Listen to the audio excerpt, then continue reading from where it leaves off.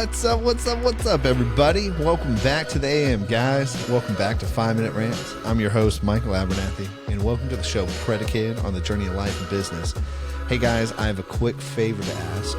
If you know somebody whose life would be changed or bettered by listening to the show, would you share it with them? I really appreciate it, guys. Thanks for partnering with me. Anyways, so I want to talk about really work ethic, and I want to talk about being talented.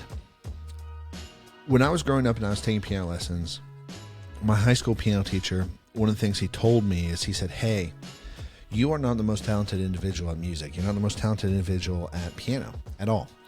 However, you are going to be much, much better than a lot of people who are naturally talented and gifted, because you don't have the gifting.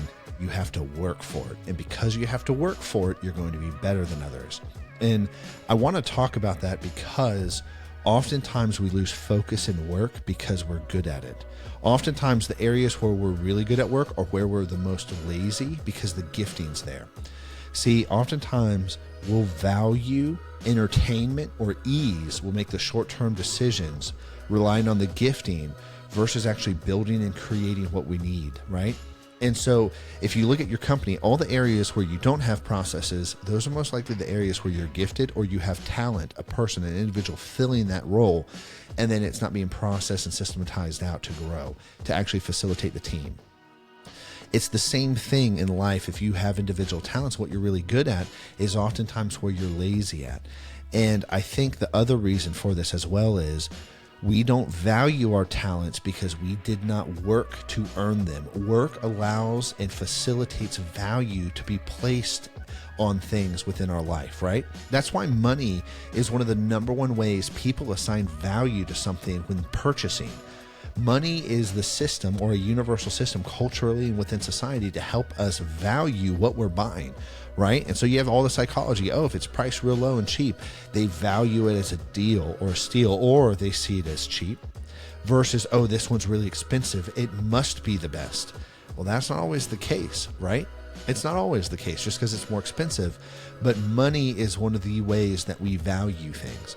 And so as people, and especially as leaders and business owners, it's so important to understand why you value things, how you value things, and are you actually correctly measuring the value of what you're doing? Because you can have sentimental value, emotional value, but oftentimes emotional value is not true value, right? There's no data to back up the value. There's no actual proof that these things do. But like experiential value matters, like traveling, going places, that stuff matters personally. But oftentimes in terms of team, in terms of business, and in society, those things don't matter.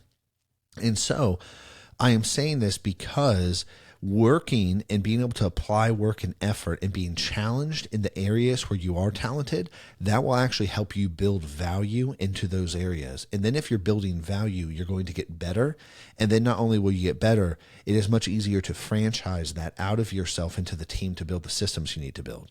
It's interesting because the things that we take for granted in life are most likely the things that come back and hurt us, whether through loss because we lose them or because we don't properly steward them.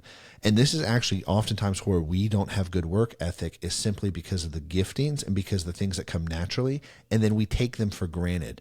And it's so interesting because out of all of my siblings, my sister, who majored in music, ended up telling me long term, you're much better than either your brother or I at music. And they were way more naturally gifted at it than I was. And it's because of the work that got put in. And then I valued what I had. It wasn't just a simple, and I'm not saying that they didn't value at all. That's not what I'm saying. There was some level of value, but there was a deeper level of value, and there's a deeper appreciation for the work, because it's not just the outcome you value. It's actually the work throughout the journey that should be valued. The discipline throughout the journey that should be valued. See, we celebrate the discipline. We don't celebrate the outcome. The journey to climb up Everest is what is celebrated. The journey of the preparation before. If you think that you've done anything hard in your life, you talk about the journey, not the final outcome. Like, I did it. Great. That's not actually what everybody tells a story about. It's the journey through that hardship, through the work, and the discipline that was required throughout it, and the decisions that were required throughout that were hard. And so that's what I'm talking about, to really value the discipline and the work that you have to put in to get where you need to go. Anyways, guys, I'm out of time, so I'll catch you later. Peace.